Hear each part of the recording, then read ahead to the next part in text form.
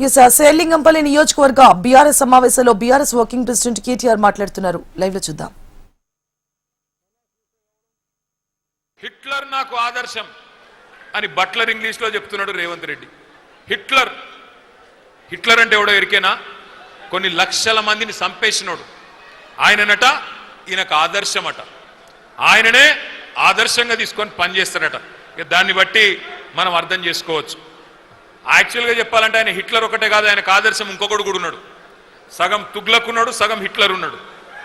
సగమేమో తుగ్లక్ పనులు, సగమేమో హిట్లర్ పనులు. తుగ్లక్ కాకపోతే నేను అడుగుతున్నా, కేసీఆర్ ప్రభుత్వం బ్రహ్మాండంగా 72 కిలోమీటర్ల మెట్రో కట్టింది.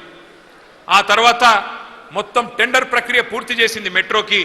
రాయదుర్గం మీ శేర్లింగంపల్లి కాన్స్టిట్యున్సీ నుంచి ఎయిర్పోర్ట్ దాకా పోతూ మధ్యలో రాజేంద్ర నగర్ కాన్స్టిట్యున్సీలో కూడా 3 స్టాపులు పెట్టి ఇక్కడికెళ్ళి అక్కడ దాకా పట్టణం పెరుగుతున్నది, ట్రాఫిక్ పెరుగుతున్నది.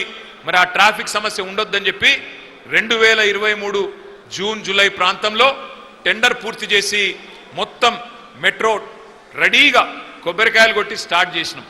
ఈయన రాగానే వచ్చి తీసుకున్న మొట్టమొదటి తుగ్లక్ నిర్ణయం మెట్రో రద్దు, ఎయిర్పోర్ట్ మెట్రో రద్దు.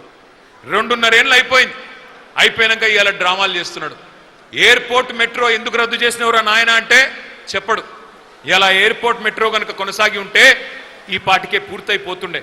2 ఏళ్లలోనే పూర్తి కావాలని కండిషన్ పెట్టినాం. అందులో ల్యాండ్ అక్విజిషన్ కూడా లేదు, భూసేకరణ సమస్య కూడా లేదు. ఔటర్ రింగ్ రోడ్డును అంటుకొని బ్రహ్మాండంగా ఎయిర్పోర్ట్ దాకా మధ్యలో బుద్దువేలులో నార్సింగిలో స్టాపులు పెట్టి ట్రాఫిక్ సమస్య తగ్గాలే, హైదరాబాద్ పెరగాలే అనే ఉద్దేశంతో మనం ఒక నిర్ణయం తీసుకున్నాం. ఇవాళ మీ అందరికీ నేను ఒకటే మాటిస్తా ఉన్నా, ఈయన వల్ల ఏమీ కాదు. ఇప్పుడు కొత్త డ్రామాలు ఆడుతున్నాడు. లకడికాపూల్ నుంచి పటాన్ చెరువు వరకు మెట్రో మనం ప్రతిపాదిస్తే భారతీయ జనతా పార్టీ ప్రభుత్వం వాళ్ళు ఇయ్యలే. ఎక్కడనో ఉత్తరప్రదేశ్లో చిన్న చిన్న పట్టణాలకు ఇచ్చినారు. కానీ మనకు లకడికాపూల్ నుంచి పటాన్ చెరువు వరకు 36 కిలోమీటర్లు పెడితే ఇంట్లో ట్రాఫిక్ లేదు, ఇంట్లో ఎక్కటోళ్ళు లేరు అని చెప్పి మనకు బీజేపీ సహకరించలేదు. కానీ ఇవాళ డ్రామాలు ఆడుతున్నారు రేవంత్ రెడ్డి గారు, కిషన్ రెడ్డి గారు ఇద్దరు కలిసి. ఈయనేదో అడిగినట్టు, ఆయనేదో ఇచ్చినట్టు, ఏదో ఇద్దరు కలిసి ఢిల్లీలో మళ్ళీ నాటకాలు ఆడుతూ ఉన్నారు. ఒకటి మాత్రం నేను మీకు పక్కా చెప్తా ఉన్నా, మళ్ళీ మెట్రో పట్టాలు ఎక్కాలి అంటే 2028లో కేసీఆర్ తిరిగి రావాల్సిందే. మొదటి దశ మెట్రో పూర్తి చేసింది కేసీఆర్. మీ మియాపూర్కి ఇక్కడికే వచ్చి ప్రారంభించింది కేసీఆర్. కాబట్టి రేపటి రోజున కూడా మెట్రో మళ్ళీ పట్టాలు ఎక్కాలి. హైదరాబాద్ లో మరొక 250 కిలోమీటర్ల మెట్రో రావాలి అంటే ఈ బుడ్రఖాన్తో కాదు.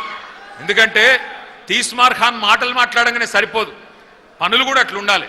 కానీ ఏదో మాటలకేమో పెద్ద పెద్ద మాటలు, చేసేది ఏమీ లేదు. అందుకే నేను అనేది, ఈ తుగ్లక్ ఆలోచనలు, ఈ తుగ్లక్ పనులు చేయడం ఎట్లా ఉంటుంది అంటే, ఆ ఎల్ఎన్టీ అనే కంపెనీ మెట్రో కట్టింది. ఆ ఎల్ఎన్టీ కంపెనీ సిఎఫ్ఓను బెదిరించిండు, నువ్వు నాకు ఆ భూములు ఇస్తావా లేకపోతే నిన్ను జైల్లో పెట్టాలని అని బెదిరించిండు. బెదిరిస్తే ఆయన పారిపోయింది ఎల్ఎన్టీ వాడు. ఇవాళ ఒక ప్రైవేట్ కంపెనీ నెత్తి మీద ఉన్న 14,000 కోట్ల అప్పు మొత్తం రాష్ట్ర ప్రజల మీద రుద్దిండు రేవంత్ రెడ్డి. ఆయన తుగ్లక్ ఆలోచన విధానం వల్ల 14,000 కోట్ల అప్పు, ఎల్ఎన్టీ కట్టాల్సిన అప్పును ఇవాళ రాష్ట్ర ప్రజల మీద రుద్ది, మనందరి మీద రుద్ది ఒక తుగ్లక్ నిర్ణయం తీసుకున్నాడు రేవంత్ రెడ్డి. ఇవాళ మళ్ళీ డ్రామాలు ఆడుతూ ఉన్నాడు. అందుకే నేను అనేది, 6 గ్యారంటీల్లో ఎన్ని వాస్తవమైనాయో మీకు తెలుసు. నేతి బీరకాయలో ఎంత నెయ్యి ఉంటుందో మీకు తెలుసు. మైసూరు బోండాలో ఎంత మైసూరు ఉంటుందో కూడా మీకు తెలుసు. అట్లాగే రేవంత్ రెడ్డి మాటలో నిజం ఎంత ఉంటుందో కూడా మీకు తెలుసు. చెప్పిండు కదా పెద్ద పెద్ద మాటలు. ఏమన్నాడు? తులం బంగారం ఇస్తా అన్నాడు. కేసీఆర్ గారు 1,00,000 రూపాయలు ఇస్తే ఒక మేనమామలాగా ఆడపిల్లల పెళ్లికి షాదీ ముబారక్ కళ్యాణ లక్ష్మి పేరు మీద అది ఎక్కడ సరిపోతుంది, నేను తులం బంగారం ఇస్తా అన్నాడు. వచ్చినాయా బంగారం షాపులలో బంగారం దొరకలేదా? మరి ఇలా ఉత్త జూటా మాటలు, దగా చేసే మాటలు తప్ప చేసిందేమీ లేదు. ఇంకొక మాట కూడా నేను మీకు విజ్ఞప్తి చేస్తా ఉన్నా. ఇవాళ మెట్రో విషయంలో కూడా జరుగుతున్న మోసం వెనుక ఒకటే ఒకటి ఉన్నది. రేవంత్ రెడ్డి ఎజెండా ఎప్పుడు ఒకటే ఉంటుంది.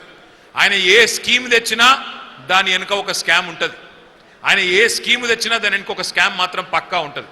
ఆయన కన్నంతా మెట్రో భూముల మీద పడ్డది. లంకె బిందెల కోసం తిరుగుతూ ఉన్నాడు. మెట్రో దగ్గర ఒక 280 ఎకరాల విలువైన భూములు ఉన్నాయి. దగ్గర 30,000 కోట్ల విలువ చేసే భూములు.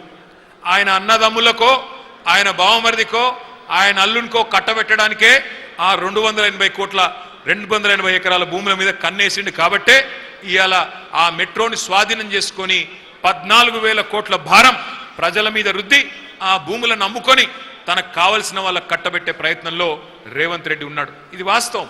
మీరు చూడండి, రాబోయే రోజుల్లో ఎవరికి అమ్ముతాడు, ఎవరు కొంటారు, ఎట్లా అమ్ముతాడు, ఇవన్నీ మీరు చూస్తారు.